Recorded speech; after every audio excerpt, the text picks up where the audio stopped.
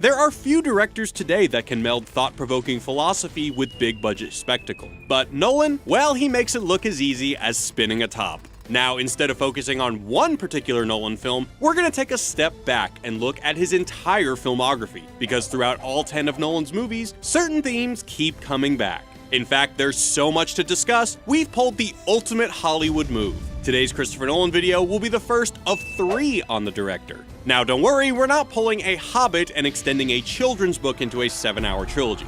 Think of this instead, if you will, as our Lord of the Rings. There's just so much great stuff to say about Nolan that we have to make 3 videos in order to do his work justice. So sit back in your recliner chair and welcome to this epic Wisecrack IMAX 70mm presentation of the Philosophy of Christopher Nolan Part 1. And of course, spoilers ahead. Christopher Nolan's films can be broken down into 3 distinct phases: the self, society, and the universe. The first phase we'll discuss, the self, includes Nolan's early work, following Memento, Insomnia, and The Prestige, as well as Inception. These films question the nature of personhood. Can we ever truly know someone else? Can we know ourselves? Can our own thoughts be trusted? Hell, what even is a person?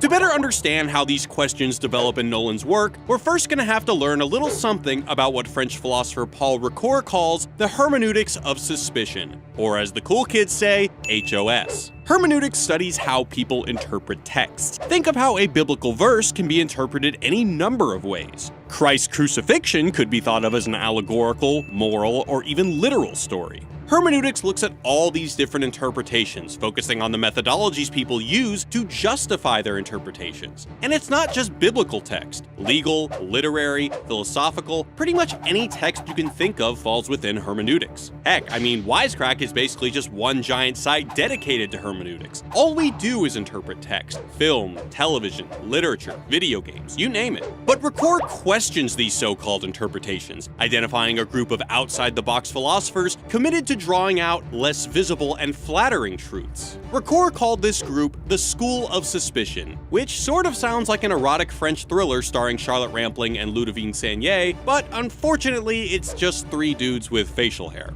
Friedrich Nietzsche, Karl Marx, and Sigmund Freud. According to Ricoeur, these figures and the lineage they inspired were committed to unmasking the lies and illusions of consciousness. They circumvented self-evident meanings in text, focusing on what wasn't said and the contradictions within, all to decode a true disguised meaning. So while religious stories like Christ's resurrection may seem to be about how man achieves salvation, for the School of Suspicion, these stories disguised a hidden meaning. Marx stated that the true purpose of religious narratives were to make the misery of life more endurable. Nietzsche unmasked religion as the refuge for the weak, giving purpose to the mentally fragile. And Freud thought that religion was an illusion that substituted one's wish for a father with God. Now, yes, hermeneutics of suspicion typically only applies to text, but it can be used more broadly to refer to any so-called interpretation we hold as self-evident. And what's more self-evident than, well, ourselves? Yes, you, YouTube viewer, watching this video with your 8 tabs open and fidget spinner in hand. What we drink, watch, wear, think, believe, all inform how we interpret ourselves and others. Much like the HOS, Nolan questions the conclusions that come from standard interpretations. He confounds our assumed knowledge, challenging our presuppositions to reveal deeper, disguised truths about who the hell we really are.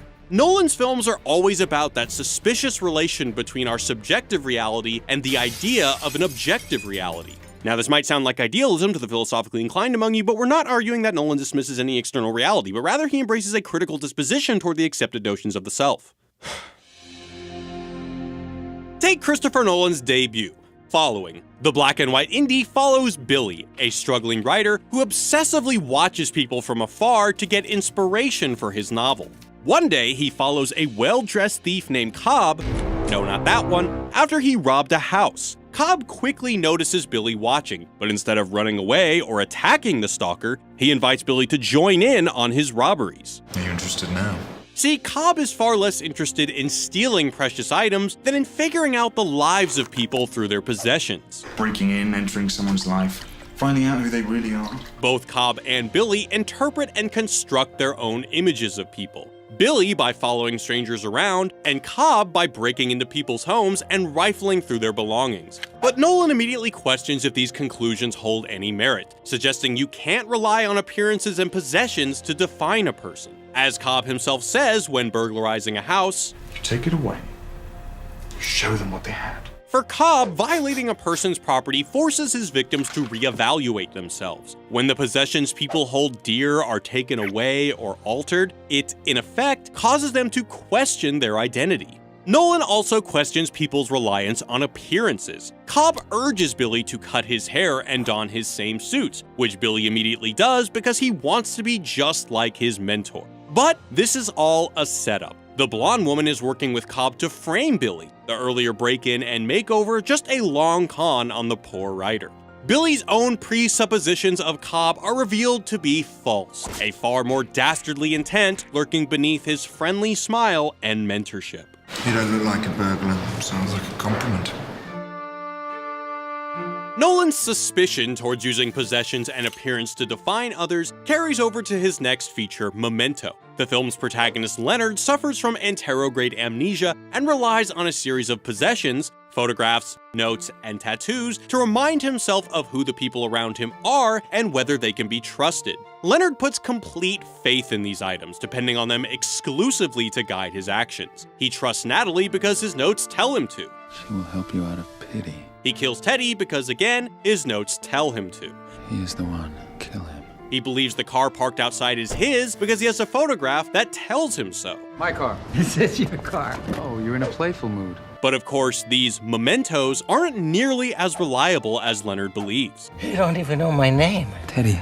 That's because you read it off a picture. Nolan, in true HOS fashion, creates drama by throwing suspicion toward the validity of text. In this case, photographs, notes, and tattoos. How can we trust something we read if the source itself is questionable? Truth is, Natalie can't be trusted. That car parked out front actually doesn't belong to Leonard. And Teddy, well, he's not the guy Leonard should kill at all. Leonard may say, Well, I go on facts, not recommendations, but thank you.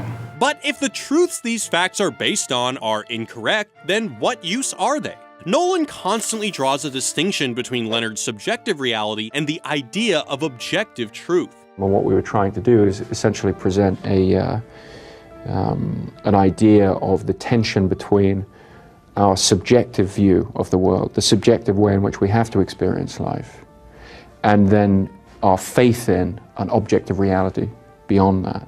In Leonard's subjective view, he's a husband avenging the rape and murder of his wife after a break-in. But as the film reveals, his wife actually survived this initial attack. It was Leonard who accidentally killed his wife, forgetting he had already given her her insulin shot. Moreover, Leonard actually already caught and murdered his wife's rapist over a year ago. He uses text to trick himself into believing that this idealized revenge mission still exists. You don't want the truth. You make up your own truth, like your police file.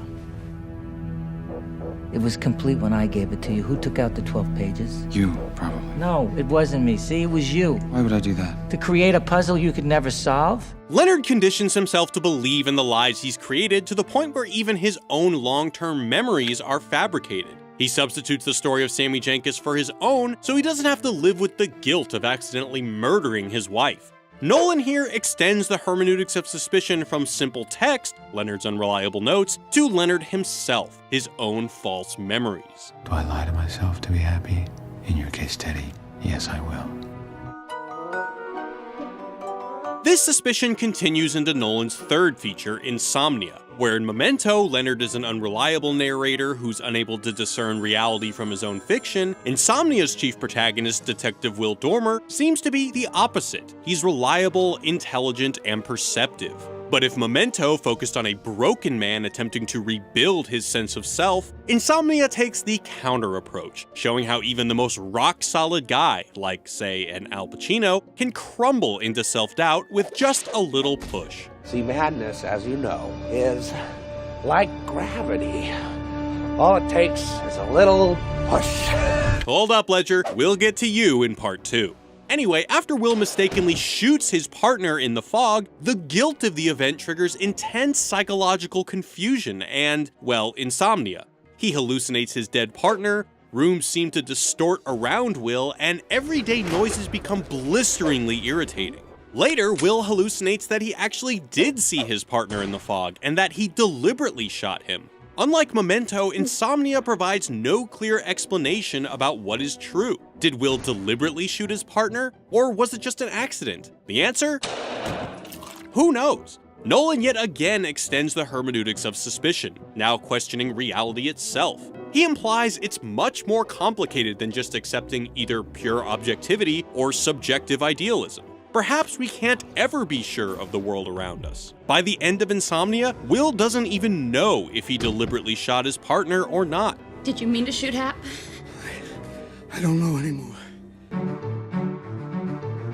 The Prestige is pretty much Nolan's greatest hits, as he tackles all the hermeneutics of suspicion from his earlier work. The film is told through a series of journals, many of which are fake, once again casting suspicion on good old text. All of the film's magicians use disguises to mask their tricks. The great Chung-Lin Soo pretends to be a cripple. Alfred Borden wears disguises to mask that he has a twin. And both Alfred and his frenemy Robert Angier repeatedly pretend to be audience members. Like in Following and Memento, appearances can't be trusted, and the self is constantly put into doubt. Even Alfred's own wife doesn't know his secret, confused that her husband could be so loving one day and so cold the next, unaware of the existence of her husband's twin. I love you. Not today. What? Well, some days it's not true, and today you don't mean it. I love you. You see, today it's true. Nolan uses magic yet again to question subjective reality versus the idea of objective truth.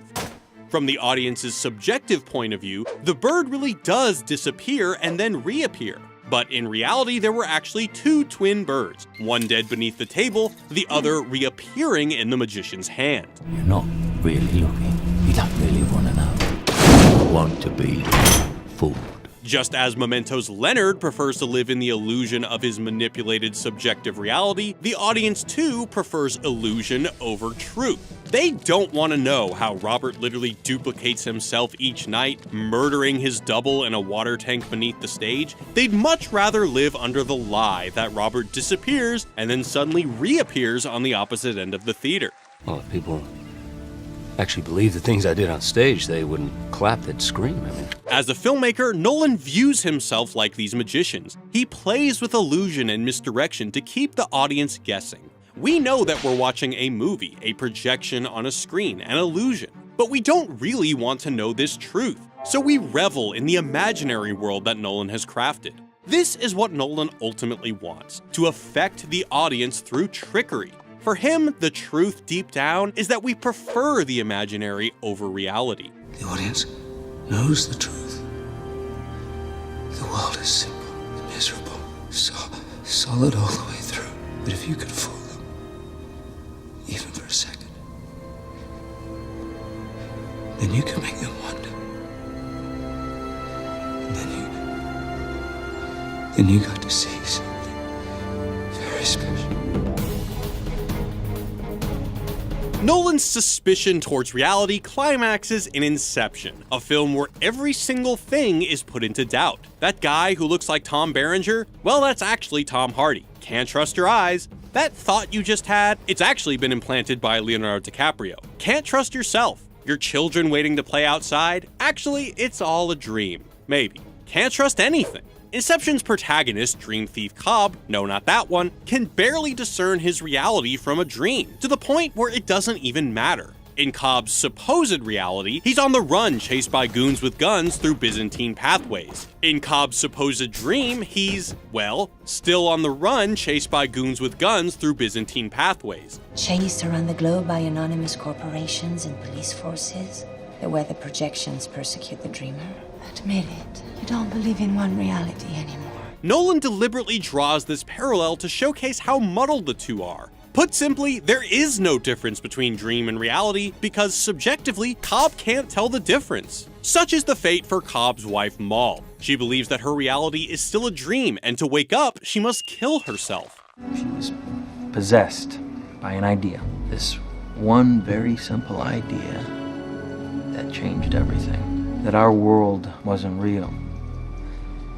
that she needed to wake up to come back to reality. But what if Maud's actually right? What if Cobb has been dreaming the whole time? What if you're wrong?